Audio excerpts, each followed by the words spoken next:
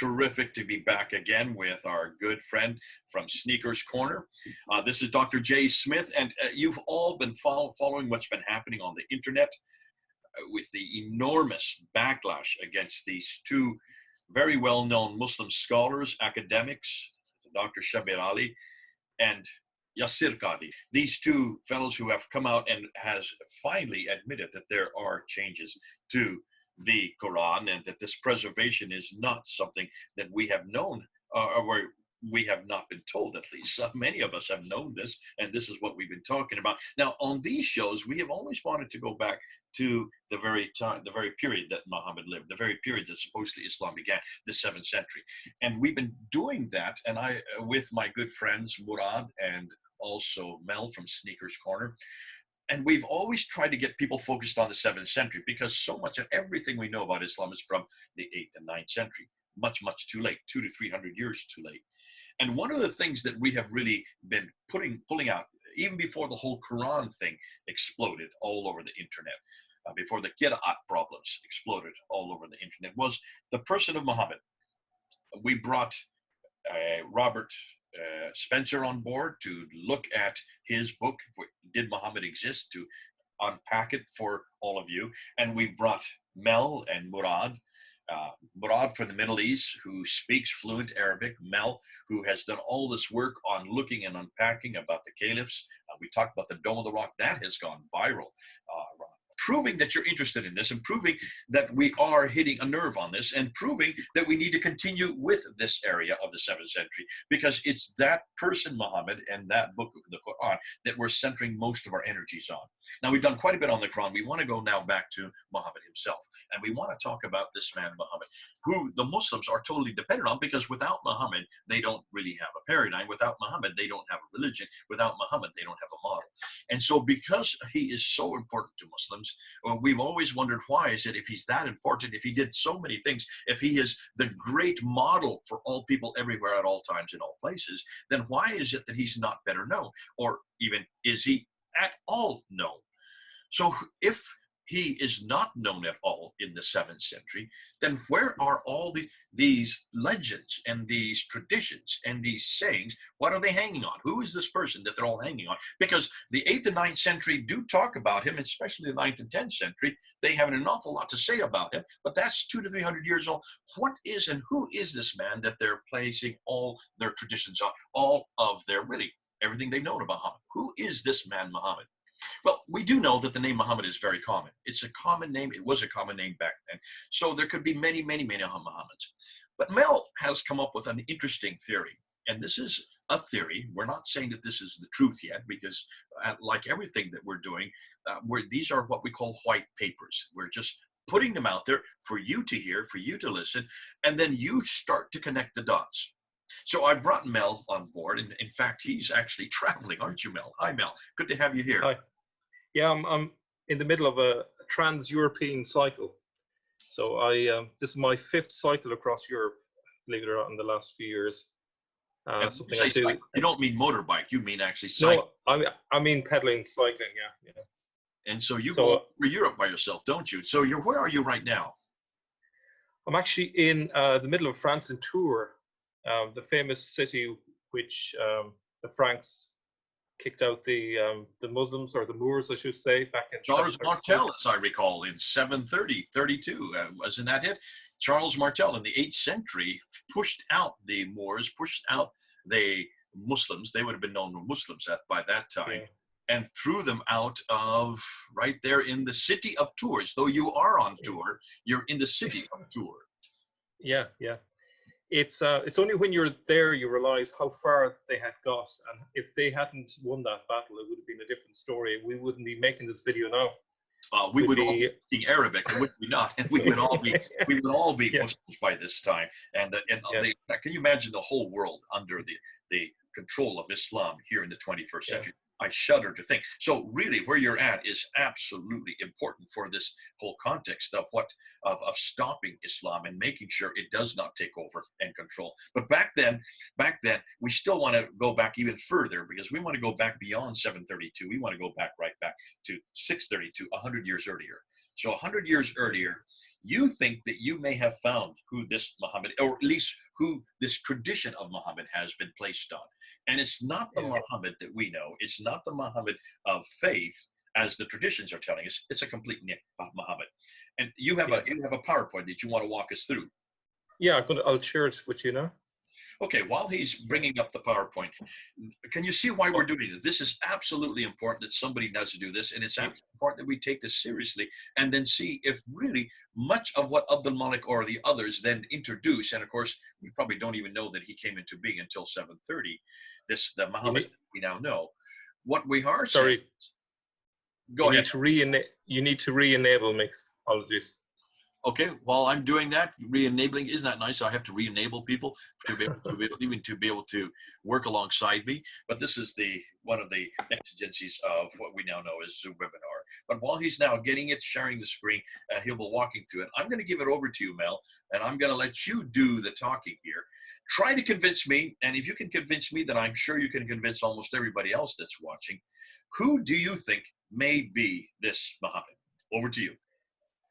Okay, so I suppose as a background to this, I have been looking for any mention of Muhammad in rock inscriptions, and there are about 30,000 rock inscriptions across Arabia, and not a single one has been found with Muhammad from the 7th century. And so it occurred to me that perhaps Muhammad is just a title, and he had an original name before that. And this was the name by which he was known at that time, the 7th century. So if we find that name, I think we'll probably unlock an awful lot more about the historical Muhammad and who he was. So to begin with, in terms of how legends develop, it's a bit like how do you make a snowman? You start with a snowball, and then you roll it until eventually you get to a massive snowball. And this is what I believe happened with the case of Muhammad. So we start in the 7th century. You can see the original historical person, quite small, not much of a biography. More details were added in the 8th century with Ibn Ishaq, and then later Ibn Hisham. And then more details were added through the various hadiths and so on. And the process hasn't stopped even in this century, the 21st century. There's new details being presented in terms of who Muhammad was, which is the idea of him being a human rights champion, which, if you look at the early sources, is preposterous. But so the idea I have is that there was a core historical person, and then all of the legends and extra biographical details were added over time to that person, to the point that you cannot recognize the original person from the later Muhammad that we see. And bear in mind that we are looking at Muhammad through the eyes of the 9th century, essentially. So if a real person led the Arabs in rebellion against the Persian and the Byzantines, let me just go back there, then there must be some trace of him in the record in order to identify. So let's see what we come up with. First of all, in northern Iraq, centuries ago, there was a city called Edessa in a region called Osroene. And Pliny the Elder refers to the natives of this region and the kingdom of Commagene as Arabs and the region as Arabia. That might be a surprise for a lot of you, that so far north, over 2,000 years ago, this is where people were referred to as Arabs. So this might help us kind of change our historical perspective a little bit. Now, between the two rivers on the map, Euphrates near the bottom and the Tigris at the top, is the land which is of interest to us, because this is where the Jews, according to Sabios, met Muhammad. And it's going to be crucial to figure out who the real person behind the title Muhammad was. So in Sabios, in the 660s, he says the 12 people representing all the tribes of the Jews assembled at the city of Edessa. When they saw that the Persian troops had departed, leaving the city in peace, they closed the gates and fortified themselves. They refused entry to troops of the Roman lordship. Thus, Heraclius, emperor of the Byzantines, gave the order to besiege it. When the Jews realized that they could not militarily resist him, they promised to make peace. Opening the city gates, they went before him, and Heraclius ordered that they should go and stay in their own place. So the question that's really important is, where did they go? Where was their own place at that time? Was it Israel or was it Mesopotamia? For example, the Jewish exilarch resided in Babylon, so it could be that that's where they went. So those are our two options. So the Jews who left Edessa, Heraclius told them to go to the home place. They either went to Jerusalem or somewhere around there, or they went towards Babylon. Sabios continues by saying, so they departed, taking the road through the desert to Tajikistan, Arabia, to the sons of Ishmael. The Jews called the Arabs to their aid and familiarized them with the relationship they had through the books of the Old Testament. So the key question is, where was Tajikistan? Now, it was actually in this area, which would suggest that where they were heading towards was Babylon. And we found this old map, which indicates that this Tajikistan is between those two rivers of the Tigris and the Euphrates. So this is where they went. Just a little detail about the people who lived between those two rivers. A resident of Mesopotamia. Can I say something real quickly here? Yeah. If you go back to that map again, just so people are not too confused. Go back one slide. Can you notice Ctesiphon is what is today Baghdad? Just so people know what we're talking about. Ctesiphon is the archaic name. This is the Sassanid name for what we, the Persian name for what we now know today as Baghdad. So they can get their mind. This is the same Baghdad that we are working with and that we all know about this and that's been in the news quite a bit lately. Yeah. So this is an interesting detail here. It's from a resident of Mesopotamia in the late 6th century. And this is what he says about the nomads in that area. There were many people between the Tigris and the Euphrates who lived in tents and were barbarians and warlike. Numerous were their superstitions, and they were the most ignorant of all the people of the earth. Now, the land should be familiar to you because the land is actually just east of Raqqa, which was in the news a few years ago. Kalaninukum, which I probably didn't pronounce correctly, is the old name for Raqqa. And this is the area that we're talking about. It's way up in northern Iraq. This is where the Jews went towards Babylon and where they will meet Muhammad, according to Sabios. Now, just south of Tajikistan was the Lakhmid capital of Hira, and this is also going to be important. Now, it says there, I'm not going to read it all, in that period, a certain one of them, a man of the sons of Ishmael named Muhammad, became prominent. And near at the bottom there, he ordered them all to assemble together and to unite in faith. So this was the person that they went to, and they asked him to support them in forming an alliance. This is a key alliance between the Jews and the Arabs. And this Muhammad was able to unite the tribes. Now, before I go any further, the thing that really struck me about the Islamic tradition is how could a crazy preacher manage to do that? It is not credible that someone who had no background in leadership, he was unlearned apparently, couldn't read or write.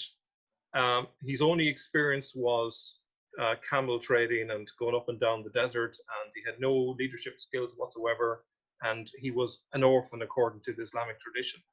But here in the historical record, we see that this guy was a formidable leader. He was able to unite groups of people. He had lots of political acumen. Where did this come from? It doesn't drop out of the sky. He must have had past experience that would explain why he was able to do this. Because if you can imagine, he was dealing with a whole pile of different tribes, Arabs of different religions, and to try and bring those together was quite a difficult task to do. So this is the area that we're looking for Muhammad at that time.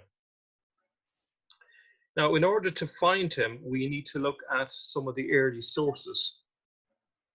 We're looking for someone who hopefully was expelled from his city to fit in with the Islamic tradition of Muhammad leaving Mecca, and who later returned in victory. So this is the sort of person we're looking for. In the fragments of the chart of Jacob of Edessa, 692, it refers to Muhammad, the first king of the Arabs, began to reign in the year 622.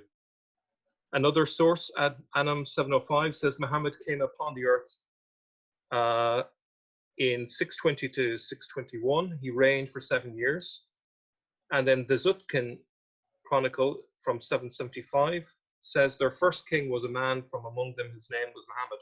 So from these three sources, what we're seeing is that this guy was a king, not just a merchant. So he had prominence. And this clashes very significantly from the Islamic tradition. Now, if he was a king, then the following has a different meaning to how it is commonly portrayed. In the fragments of the chart of Jacob of Edessa, it says, Muhammad goes down on commercial businesses to the lands of Palestine and of the Arabians and of Phoenicia, of the Tyrians. Now, this would suggest if he was a king, this wasn't just some small-scale commercial business, but more large-scale commercial business that maybe a king or a leader of country might do. John Bar Penkaye from 690 also refers to the fact that they had the death penalty for anyone who broke Muhammad's laws. Now, if we take him as being a king, then this makes sense, because that is something that kings sometimes did if you broke their laws. It doesn't necessarily mean that this was a fanatic and religious laws per se. Now, another key detail of the story, as we're trying to gather lots of different details to see if we can identify who the person was, Thomas the Presbyter offers us a really early reference to the leader who led the Arabs. This is from 640. He says that there was a battle between the Romans and the Arabs of Muhammad, but in the Syriac, it's actually the Tayyaye of Muhammad. Now, even if we delete the word Muhammad, the essential detail is that the person had to be the leader of the Tayyaye tribe. So a logical step to find out who he was is to find out who was the leader of the Tayyaye tribe at that time. It didn't occur to me until very recently to actually inquire who that person was, but that would be the logical thing to do. Do we know in history who was the leader of the Tayyaye? If we do, then we know who the real person was that was later called Muhammad. A little bit of background, the Tayyaye or the Tayyi was a large ancient Arab tribe. And another source, the Byzantine Arab Chronicle, 741-754, says that Muhammad was from nobility. He said he was born of a most noble tribe of that people. He was a very prudent man and a foreseer of future events. Now, I've read this dozens of times before, and it never occurred to me that where it says he was born of a most noble tribe, that would actually suggest that he was among the elite. He wasn't a commoner, but someone of significance with an important family line behind him. Very different again from the Islamic tradition. 618 is a key year. It was the year the Saracens rebelled, according to the Hispanic Chronicle. Other sources we saw say a king among them was selected 4 years later in 622. So 618 was the year the Saracens rebelled. 622, according to different sources, say that this was when the king was selected. So there was 4 years of chaos with no focused leader. But it appears to be that 622 was the time when the Jews met Muhammad and organized him to become the main protagonist and leader. Now, John Bar Penkaye from 690 tells us the following. So the Lord, to punish the sons of Hagar for the ravages they had made, gave them two leaders from the beginning of their kingdom and divided them into two sections. So this would suggest to me that we need to find a situation where there were two joint leaders who formed an alliance and they jointly ruled everything. Now, those in the West said superiority is due to us and the king must be chosen from among us. Those of the East contradicted them and claimed it was to them that this was due. When they had settled the business according to their methods, the victory fell to the Westerners called the Umayyads. A man among them named Muawiyah took the reins of government of the two empires, Persian and Roman. So further down the road, we can see, according to Sebios, it was later Muawiyah that took over and was the outright leader of the Arabs. But in the early days, there were two leaders, Muhammad being one of them. Again, we find in the Chronicle of Fredegar, the 7th century, and we have a copy from 715. He says there were two commanders in charge. So who are we looking for? We're looking for ideally a Lakhmid king from 618 who became a rebel. Ideally someone who was kicked out of a city, for example, Hira, and who later reconquered the city. I don't know if you want to jump in there, Jay, at this point. No, I think this is good. Just keep going because I like where you're going with this. I'm taking notes and I'm going to come back with you some questions. Okay. Keep going. I think you're on a roll. We're going now. We're moving into the Lakhmid period, and I think most of us know about the Lakhmid and the Ghassanids. Yeah. Now I'm just going to skip on to this one. So did Muhammad have, in addition to the title Muhammad, any nickname to help trace him? So I'm actually going into the Islamic tradition now to find another nickname for Muhammad, to see if we can make a link between the Lakhmid king, who I'm going to propose, and Muhammad. So if we look into Al-Bukhari, we have an interesting detail. There's a reference to a person called Ibn Abi Kabsha. It doesn't say who he was, but he's actually only referred to in Al-Bukhari twice in the entire volumes. But in the other occurrence, it actually says that it was the Prophet Muhammad. So Ibn Abi Kabsha, according to Al-Bukhari, is the Prophet Muhammad. So we now have the title, Muhammad. We also have Ibn Abi Kabsha, both referring to the same person. Now, Kabsha means sheep for sacrifice, and Abi Kabsha means father of the sheep. And to say Ibn Abi Kabsha means, it's kind of weird, it means son of the father of the sheep. Now, this is a strange nickname to give Muhammad. Some have suggested that it's trying to mimic Jesus, who's the good shepherd, perhaps. Or maybe it's trying to suggest that his followers were sheep and very gullible. It's hard to know. But there's also another connection with the real historical person that connects him to this nickname.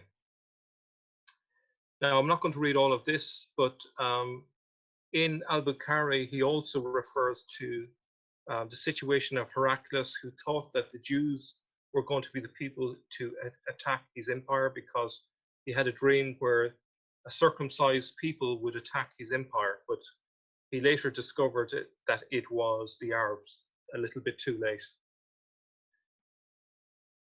Now, the Arabs practiced circumcision because they followed the religion of Abraham, which I've referred to in a video in my channel called Abrahamism.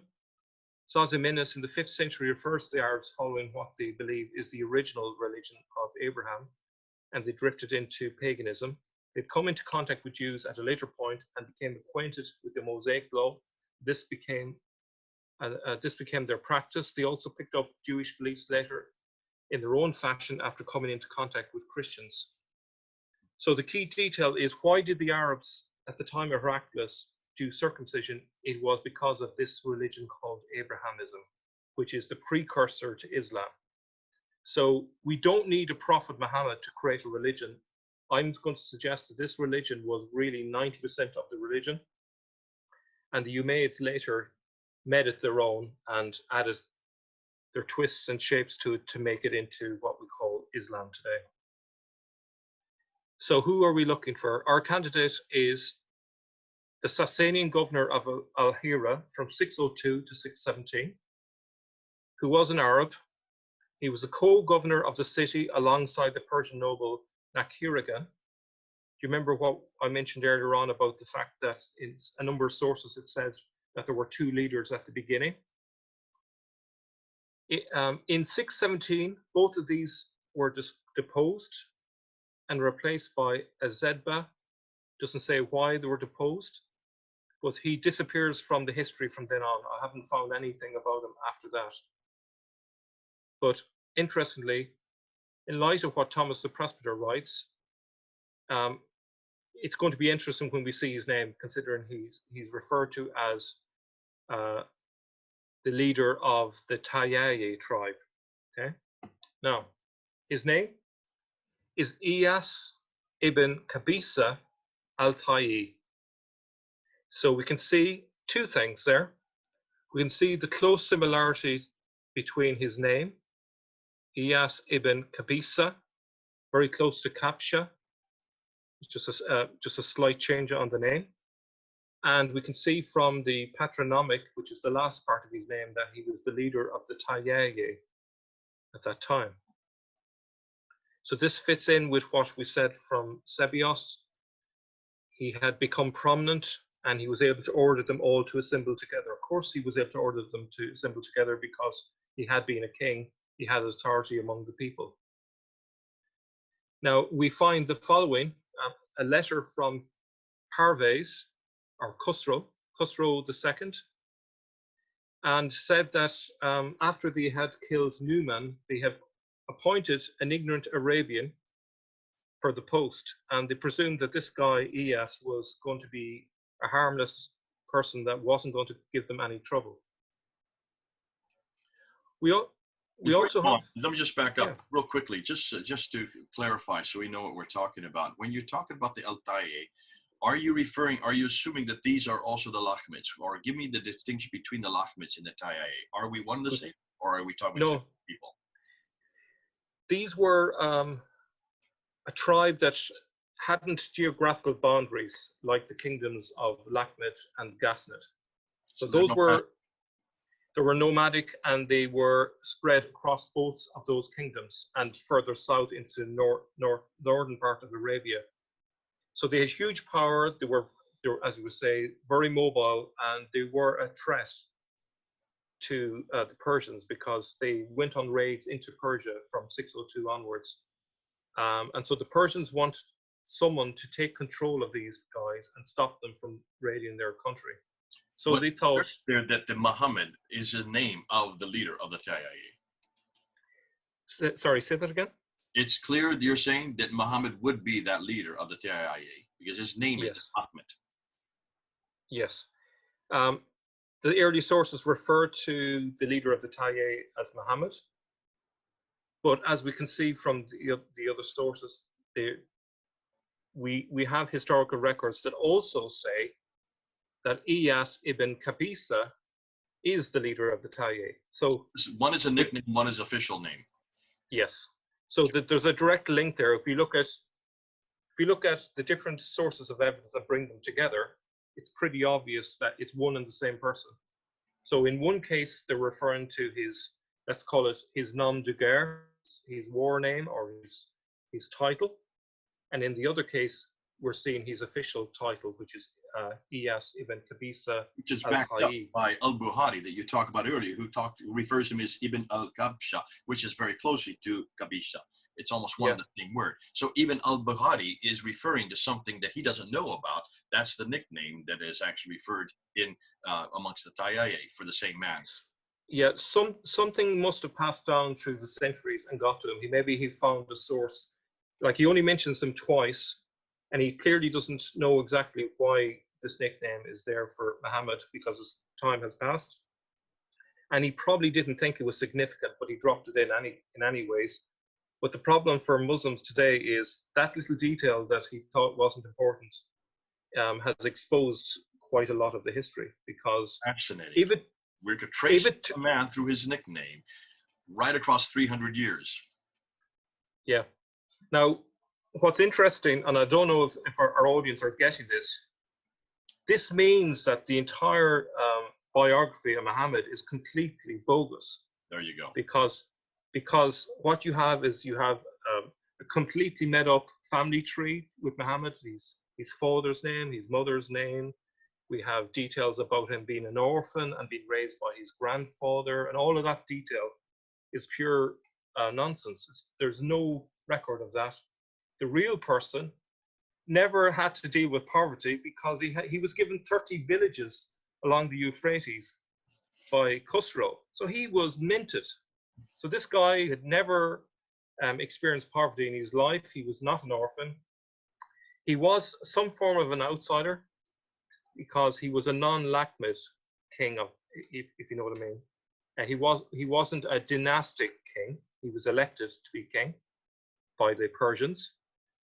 So there's an element of that in the Quran in the sense that they talk about Muhammad speaking with a foreign tongue. In other words, like that he's an outsider. That may or may not actually connect with him. It's hard to know because I don't think the Quran has very much to do with Muhammad in reality. What I like what you have done, though, is you have said when you look at the traditions, this doesn't make sense that a man with no background, doesn't belong to any prominent family, has no position in society. How does he raise so quickly to prominence? In this case, when you look at the historical record, and we're looking at the historical record, we're not going to the tradition anymore. We're looking and seeing what we do know from that which exists in that century on the ground. When you look at the historical record, this man is a king. So already he has prominence. Since he has prominence, it makes sense then how he can initiate laws and how there are laws that have to be obeyed. This then makes sense in the context right across the world. This is what you would think would happen. So actually, the historical record is bringing to a much more believable Muhammad than the traditional record. But the historical record places him hundreds of miles north, about 600 to 700 miles too far north, and places him over in the Euphrates area, not at all down in the Hijaz area of Arabia. He's not Arab at all. He's Iraqi. I would correct you, actually. I would actually put it at 1,000 miles north, even further. Sorry. So like it's... I'm still thinking over there at Petra. You're right. I'm still looking at the material. So you're saying 1,000 miles. So it's got the wrong man at the wrong place with the wrong name, doing the wrong thing, and certainly even the wrong prominence. Fascinating. Continue on. This is lovely. Yeah. The other thing I would say about him is that Sebios refers to the fact that he was knowledgeable of the Mosaic law, and this is solely because he was an Abrahamist. He belonged to that Arabic sect that goes back many hundreds of years. So this idea of him being a prophet is probably just merely because he was knowledgeable about Mosaic law and probably used it in his speeches with his people. And this somehow got blown up out of all proportions, and he was suddenly turned into a so-called prophet. But there's no record of him actually ever, at that time, being visited by an angel, Jibril. Even if we take the angel Jibril, that's a detail that comes from Manichaeism, because the prophet Mani was visited by the exact same angel in Syria called Jibril. So these little details, if we take about another detail that I want to point out is, where was Muhammad when he first had his revelation? He was in the cave of Hira. I'm suggesting that he was the king of Hira.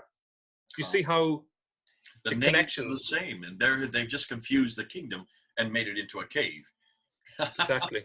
So there's an echo of the real historical details in the legend, because when you're dealing with people who are making legends, what they're doing essentially is they're just doing slight changes, making baby step changes, but if enough people keep passing it on and change it ever so slightly, a few decades later, it's very significantly different from what it was originally. So I think that's what happened. So let's move on. So there's the Battle of Dikar. It's said to have taken place between the Sassanid Persian army with Arab Lakhmid soldiers led by Iyas bin Qabisa. So this is historical. And their opponents, the Arab tribesmen of Bakir ibn Wa'il. modern scholars date it between 604 and 611. It may be 609.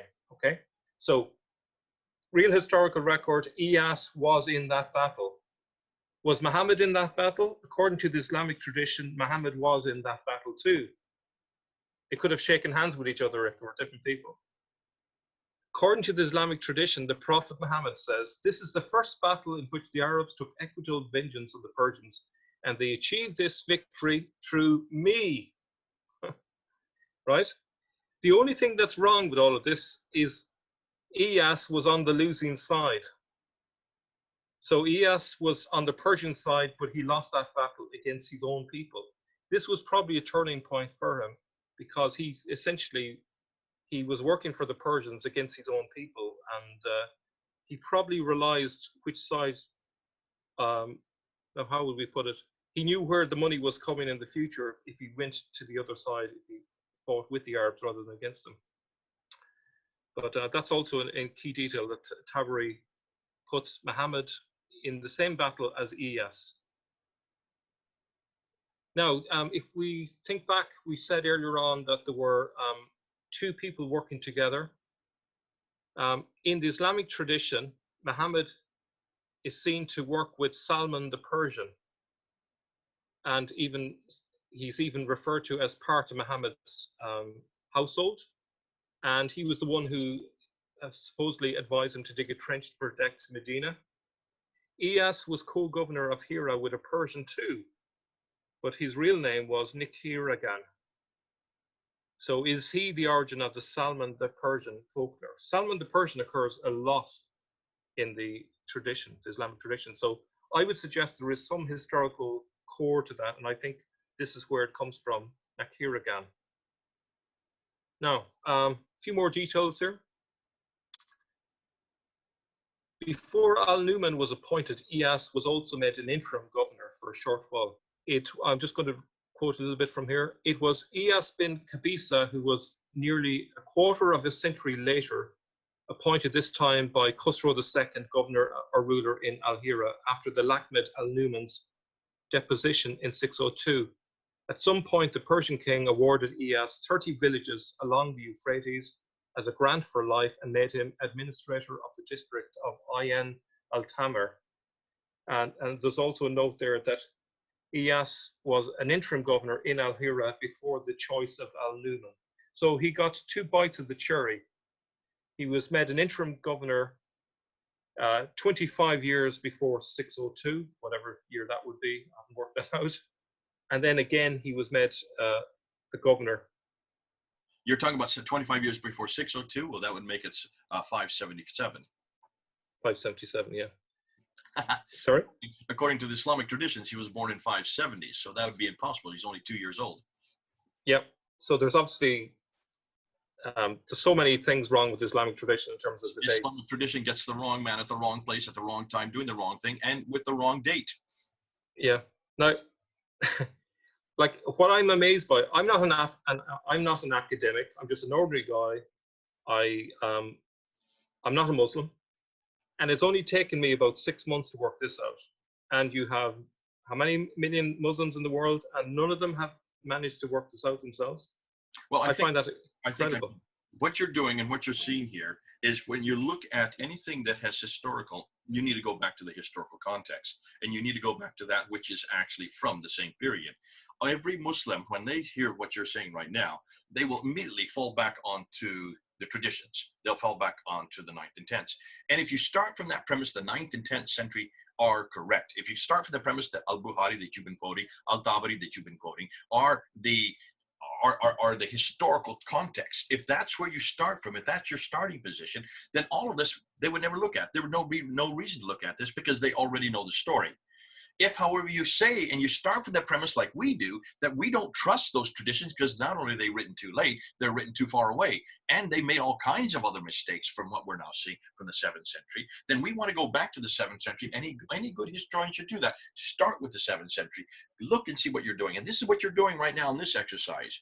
And this is why it's so exciting, Mel, because you're actually going back to the writings of the 7th and 8th century. And you're going back to the people who were there who are observing it. And you're going back to the names and the places where you can see on a map. And you're actually positioning it on a map, you're putting it in a timeline, and you're also saying, rather than trust the tradition, let's see exactly what happened there. This is called eyewitness account. This is why whenever there's been an accident, what do police do? They put out a sign, and they want to know what eyewitnesses saw about that accident, not what they've heard from other people or from third and fourth testimony. They want to know what the eyewitness testimony is. In some ways, you're going to the eyewitness testimony. And you're saying, let's see what happened, what is going on the ground. And that's why it's fascinating that even names like Hira or names like Kapsha are making their way into the tradition, but they've been deformed, and they're not only are the names a little bit deformed, they're also the wrong context. Well, that you could expect to happen over 200 years of nothing more than oral tradition. Remember, everything the traditions are dependent on is oral tradition. So-and-so heard it from so-and-so who heard from so-and-so. Oral tradition by definition can be embellished. And it looks like a lot of these were embellished. And that's why so much of when it is finally written down by al-Bukhari in 870, by al-Tabari in 923, the 9th and 10th century, much of it is mistaken. Much of it gets the wrong person. Much of it also gets the wrong context. But when you go back to the 7th century, you can see this is all political. This all is political. It's fascinating because it looks like we may now know why is it that Muhammad is the one that then is chosen. He is the one that's going to be chosen, as we're going to see in the 8th century, and redacted back to another Muhammad from the 9th and 10th century from a place that didn't even exist, like Mecca. Anyways, back to you. We have about another 7 or 8 slides to go. This is exciting. Thanks a lot, Mel. Cheers. And obviously, just saying passing, we can see how this fits in with Dan Gibson's work way up north again. It just confirms that this is where it all happened. Now, so Iyas was awarded 30 villages along the Euphrates. He was anything but an orphan, poor little orphan. So we hear from Sebius again. So they departed, taking the road through the desert to Tajikistan, Arabia, to the sons of Ishmael. In that period, a certain one of them, a man of the sons of Ishmael named Mahmed, became prominent. Because the command had come from on high, he ordered them all to assemble together and to unite in faith. He was able to do that because Iyas was king. Now, there's a reason given here for why they chose him. Al-Nu'man's marriage, who was the Lakhmid king before Iyas, his marriage with 2 Tayyi wives, i.e. the Tayyi tribe, suggests that the tribe had links with the Lakhmids, but these were not strong enough to offset the need to keep up good relations with the Sassanids. And it was a man of Tayyi, Iyas bin Kapisa, whom Khusro appointed after Al-Nu'man's death as the first and last non-Lakhmid governor in Al-Hira. So they chose him because of the fact that he was able to lead the Tayyi and hopefully keep them in line and stop them going on incursions into Persia and raiding the caravans and trying to get booty and so on. So that was the reasoning why they elected him. I also found this. After Khusro had Al-Nu'man killed, he appointed Iyas as governor over Al-Hira and the other former territories of Al-Nu'man. Abu Ubaidah related when Khusro, I should say, had fled from Bahram, he passed by Iyas and the latter gave him a horse and slaughtered a camel for him. In this way, Kisra showed his gratitude. So Muhammad had been kind to Khusro, and Khusro repaid him by making him governor. That's the essential detail. Now, another interesting detail is to do with Iyas' son. Can we just say one thing real quickly here? Can you give me the dates now we're talking about? What are the dates we're looking at for this Iyas ibn Qabisa? What are we talking about as far as? We're talking from 602 to the 630s. There was essentially two sections. He was an official Lakhmid king from 602 to I think it's 16 or 617, I've forgotten. So a period of about 14 years. And then what I believe happened was he became a rebel after he was deposed and joined the Arabs and led them. And this is what shows up in the other sources. And that's so we're 22 or 6. So that's a 20. Yes, 622 is when he officially became became, if you like, an appointed Arab leader, not just for the Lakhmids, but for all the Arabs. 622. So Which makes 622. sense then why 622 is then chosen later on. Later on, it's then referred to as the Hijrah. That's why Yeah. the date is chosen. Exactly. That's the connection. So obviously it was significant. This was the time when the Arabs were truly united and they had a strong leader and so on. So I found this other little detail. You know, the Islamic tradition says that Muhammad had a son. Well, the real Muhammad, Iyas, did have a son. That's another contradiction of the tradition. His son was called Farwa. Now, Farwa was in Hira when General Khalid came to conquer it, and he organized a peace treaty with him and surrendered the city to him. So it shows that even though Iyas had been deposed, he still held power through his son in Hira. And Farwa has got an interesting meaning in Arabic. I haven't been able to get exactly the meaning, but according to Murad, it means something like sheepskin or wool or fur or something on those lines. Now, if you think back to al-Bukhari's nickname for Iyas, he was called father of the sheep. Now, if it turns out that Farwa actually means something to do with wool, then that nickname then is all the more relevant. So Iyas really was a father of the sheep because his son's name was called Farwa, sheepskin. So this is probably the origin of that nickname. Now, another interesting detail is Iyas and Muhammad are a bit like Clark Kent and Superman.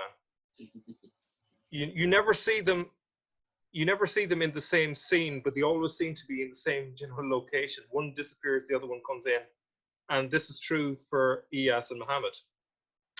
So, according to what Hisham bin Muhammad has asserted, 1 year and 8 months from the beginning of Iyas' tenure of power, the Prophet was sent by God on his mission. So we see that strange correspondence in time between the two of them. And also, if you think back to that, I've forgotten the name of the battle where Iyas and Muhammad were supposedly both in that battle as well. The one against the Persians.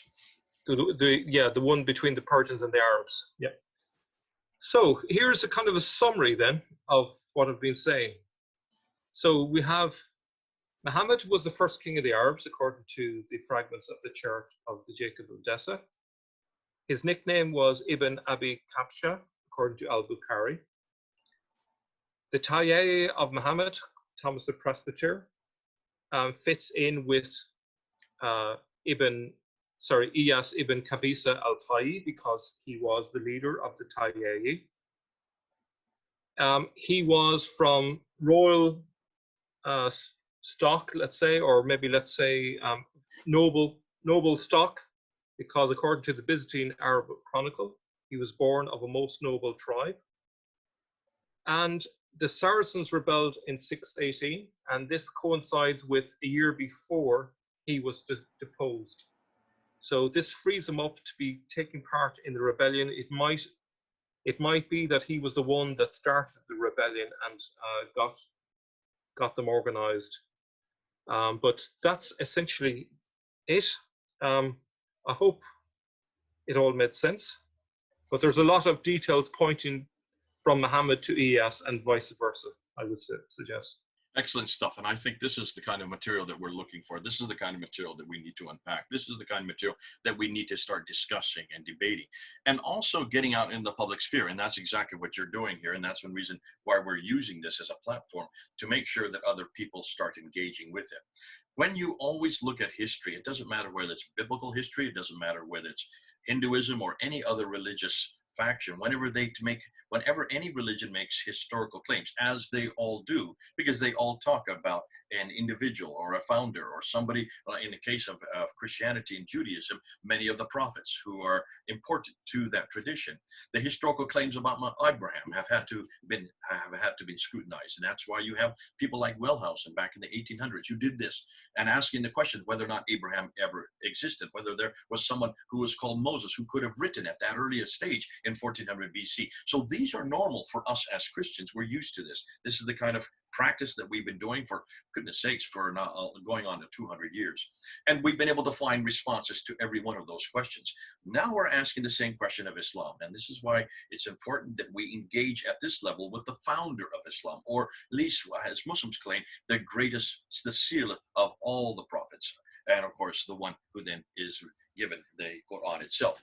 Because of the claims they make about Muhammad, and remember, the traditions make an enormous amount of claims about Muhammad. They make the claim that he was born in Mecca in 570. They make the claim that he moved from Mecca to Medina in 622, that he started receiving the revelation while he was in Mecca in 610. And when he moved up to Medina in 622, then he took a number of people with him, about 80, maybe 200, and started a Khilafah in 624 there. And the Khilafah remained there from 624 all the way until 1924, when it was disbanded by Kemal Atatürk there in Turkey. But nonetheless, here are the claims that they're making. They're making these claims back in the 7th century, but they're writing them all down in the 9th and 10th century, redacting it back, and we're seeing lots of problems here. And you're bringing up a lot of these problems. You started out, and this is why it's very important. You start out by saying we know nothing, and I loved your snowballs that you have going down the hill, getting bigger and bigger and bigger. Because when we start with the earliest inscriptions, take a look at those inscriptions. There's just nothing on any of those inscriptions about a man named Muhammad. And if these are Arab inscriptions from the same time period that Islam existed or began, you would think they would be replete with references to Muhammad, all kinds of reference to Muhammad, if he was a great leader, if he was a substantial caliph, like the traditions tell us. And of course, the traditions say that by the time 624, he took over Medina. We have the Treaty of Medina, the Constitution of Medina that we referred to. We've already dealt with that already on this channel. But here, if there's nothing at all from the historical record for such a great man, then you start to doubt whether or not that record is correct. What you're saying is, from almost nothing, a very small snowball, then by the 8th century, we start to see quite a bit about him. By the time Abd al-Malik introduces Islam as a religion and introduces it on the coins and introduces it on the Dome of the Rock and introduces it on the Caliphal protocols, then you also see this religion start to form. And then you start to see the introduction to the manuscripts of the Quran that is going to be the foundation for this religion. And where Muhammad comes into all that, well, that's up to an enormous amount of discussion. Mel, we've had this discussion as to when he actually was then created as an individual, and you put it to around 730, don't you? Yeah, I think essentially, well, if I say the first thing I would like to say is I don't think he had any hand or part in the Quran at all, because he was way too busy fighting these battles. I think this was something that was superimposed on him. I think in the 730s, the nickname Muhammad got added to him, probably on the back of all the battles that he had won at that stage. But somewhere along the line, his original name was forgotten, and the new name Muhammad was replaced. And because of that switch from his original name to the new name, I think there was a couple of generations of people who just simply didn't know who the original person was, because they were looking for Muhammad when actually his real name was Iyas. And you can imagine. We just put something in here under your cap, and then see if you could agree with this. Remember, when the Dome of the Rock, when you have reference to the La ilaha illallah Muhammadur Rasulullah, which is the Shahada that's known today, that's introduced on the protocols in 691. That's introduced on the Dome of the Rock there in Jerusalem. That's also introduced on the coins from 692 and especially from 696. So Abd al-Malik introduces that, but as we have already argued, and Murad did a great job of looking at those references and looking, and you did the same thing when you looked at that. That's not a person named Muhammad. It's the glorious one, or it's an epithet referring to the prophet of God. So it's not really a person that's referring to, is it? Yeah. So that title could be applied to any number of people.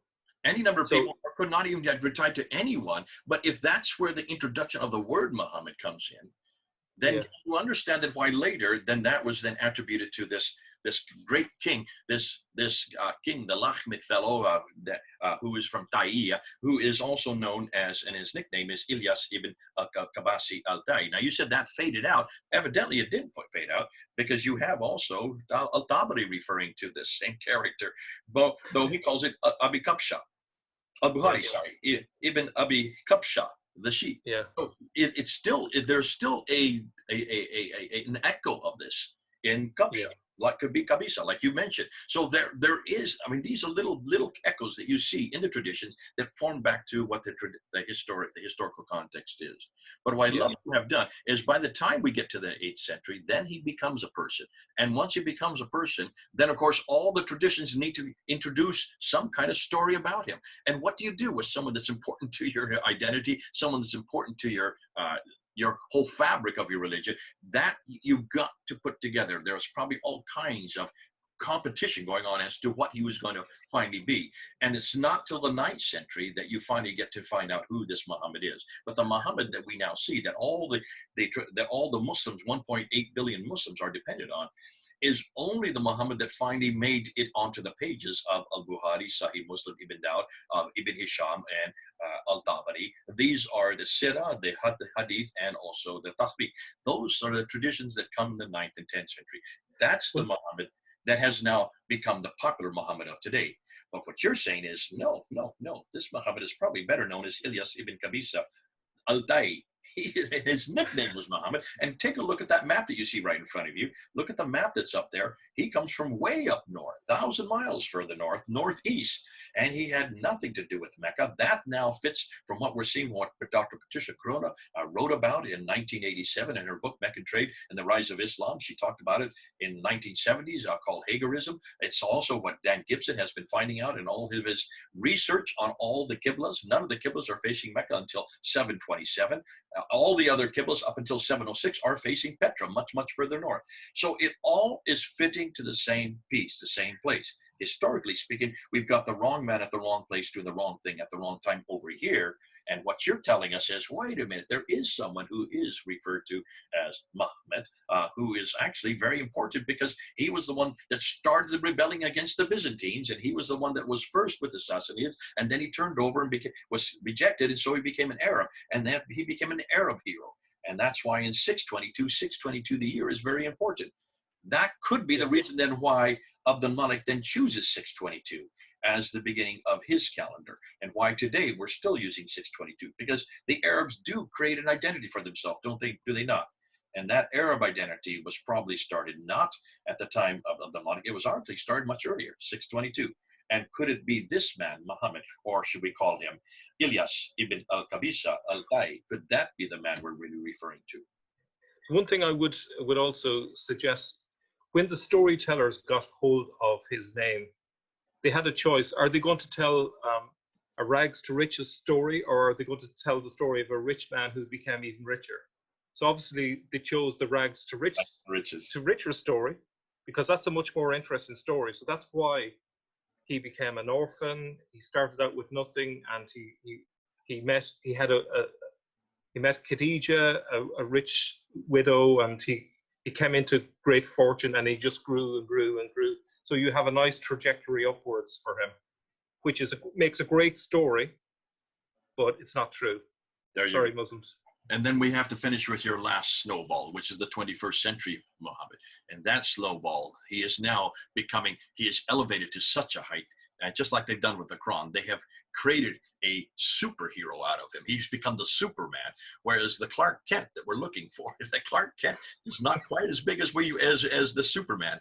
Two completely different people, and the one that he's become now in the 21st century, he is the greatest of all people. There's nothing that's no blemish on his name, and every one of the biographies that are being made popular now, especially Karen Armstrong's one, has taken out any of the blemishes. So what is he left? He's left with this archetype hero that is the best man in the best place for all people, all places, at all times. No, he's not a man I want, not the historical man, especially not the man that I see in the 7th century.